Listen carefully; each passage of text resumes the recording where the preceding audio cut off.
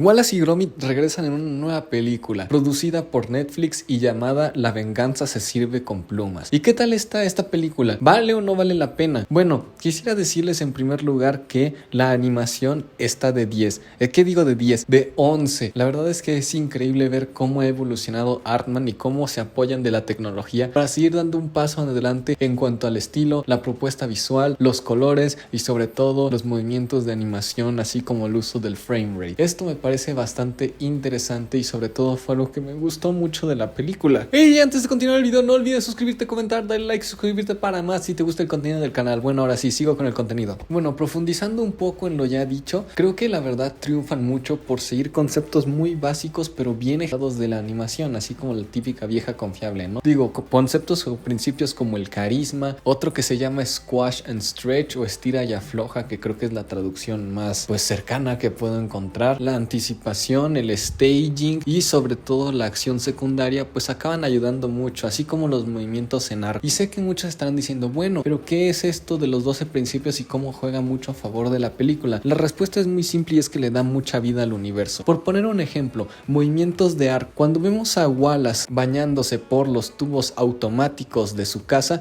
pues es un movimiento de arco que le da mucha vida a los personajes. ¿A qué me refiero con el staging? Bueno, por ejemplo, cuando el robotcito simpático, que en esta película lo llaman Norbot, aparece, pues acaba siendo bastante interesante cómo lo muestran en el jardín. ¿Por qué? Porque colocan a diferentes personajes en una forma en la que el escenario se vea no solo con vida, sino que tiene muchos elementos puestos en diferentes lugares, dándole naturalidad a la escena. Siguiendo con esto, el de Squash and Stretch, bueno, se ve clarísimo específicamente en Gromit, cuando tiene sus reacciones de sorpresa o cuando tiene sus caídas. Creo que ahí se nota muy bien cómo se ejecuta ese principio para darle una vida más fantasiosa a este personaje. Y como estos ejemplos hay muchos otros, y creo que el hecho de ejecutar muy bien en un nivel técnico y estilístico estos principios, así como darle una vida y autoría propia a esta película, hace que sí tenga una identidad visual y sobre todo pueda ser memorable en ese sentido. La música me parece que está muy bien,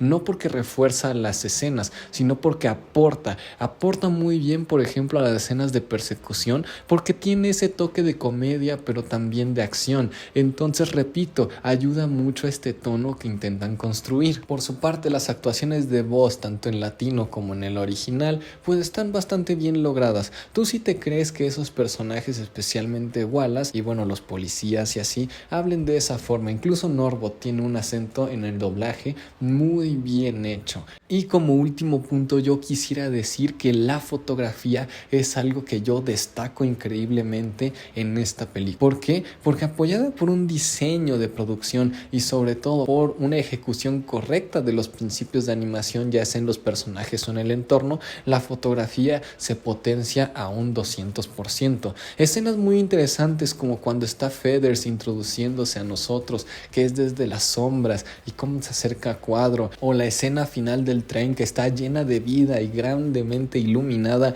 así como también encuadrada y haciéndote ver el balance, así como los pesos de los protagonistas. O qué me dicen cuando la fotografía incluso ayuda a esconder ciertas cosas para después tener las reacciones, como por ejemplo cuando abren el rábano creyendo que era el diamante. Ejemplos como esos realmente destacan mucho y creo que la mancuerna de dirección y fotografía aquí realmente triunfa por tener esa identidad también. Pero, y aquí el gran pero es que si bien la película tiene todos estos aciertos, tiene un gran fallo. Y ese gran fallo es nada más y nada menos y nada más y nada menos que en el guión. Para sorpresa de nadie, creo que la película pues sí, tiene un valor artístico pues bastante bien ejecutado y digno de admirar y aplaudir, como lo acabo de resaltar. Pero sí, el guión realmente es algo que la verdad fracasa estrepitosamente en esta película. En primer lugar, porque uno de nuestros protagonistas, que es Wallace, es tratado como alguien tonto, inútil e inservible, la verdad.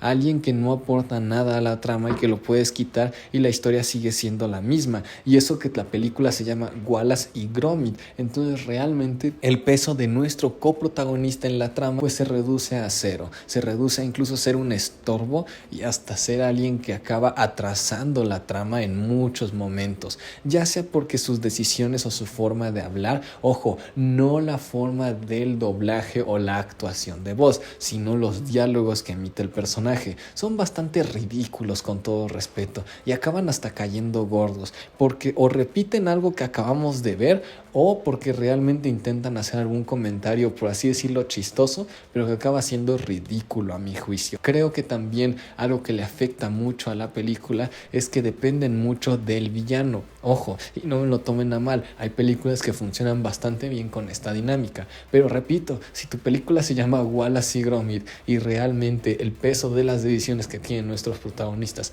es nulo o mínimo, pues sí, acaba siendo algo que a uno como espectador no le importan. Y es que sí, algo que me queda muy en claro es que si al personaje o a los personajes protagonistas no les importa, pues a uno como espectador menos les va a importar. Y es que con esto les digo que la película tarda en arrancar narrativamente, tarda alrededor de 1/3 de la hora y 20 minutos que dura, lo cual es bastante. ¿Por qué? Porque nuestros protagonistas, así como no tienen una motivación, pues eso hace que no puedan tomar decisiones que puedan aportar a la trama. Sí, los momentos son bonitos, sí, los personajes tienen una relación que ayuda a que medio se levante y tú puedas estar ahí atento, pero en cuestiones de narrativa, en cuestiones de trama, pues realmente es nulo lo que tienen y pudieron haber hecho modificaciones para que pudiera haber fluido un poco mejor la película. Creo que carece mucho de no tener un gancho interesante, por ejemplo, o mejor dicho, un primer acto que conecte con el gancho que presentan en un inicio. Esto hace que en el segundo acto los personajes a lo mucho sean reactivos o pasivos,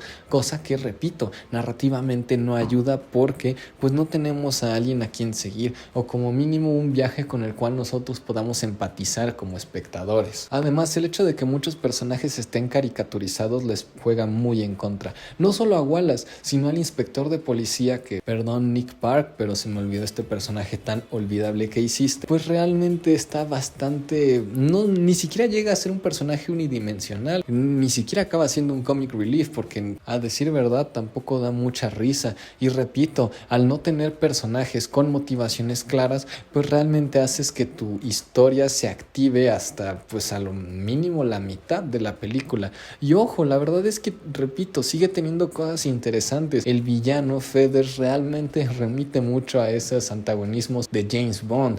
Ya me dirán si no se parece a Blofeld en la escena con el gatito, pero siento que están muy desconectados. Siento que realmente ese conflicto de la venganza que tenía Feathers con Wallace y Gromit no se acaba explotando lo suficientemente bien. ¿Por qué? Porque no se nota este contrapeso antagónico, ya que pues sí, Feathers representa un enemigo del pasado, pero actualmente para Wallace y Gromit incluso ya hasta se habían olvidado de su existencia, ¿saben?